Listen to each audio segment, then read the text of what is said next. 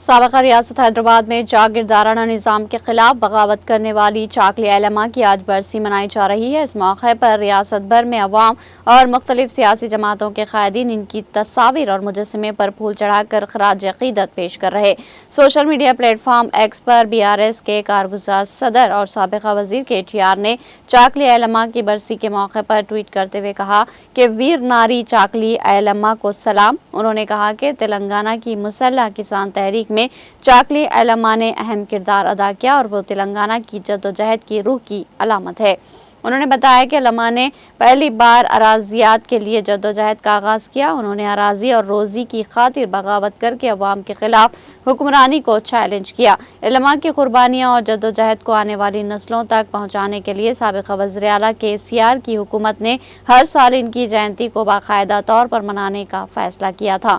KTR نے مزید کہا کہ چاکلی علما بہوجن شعور اور خواتین کی بہادری کی علامت تھی اور ان کی برسی کے موقع پر ہم ان کو خراج عقیدت پیش کرتے ہیں۔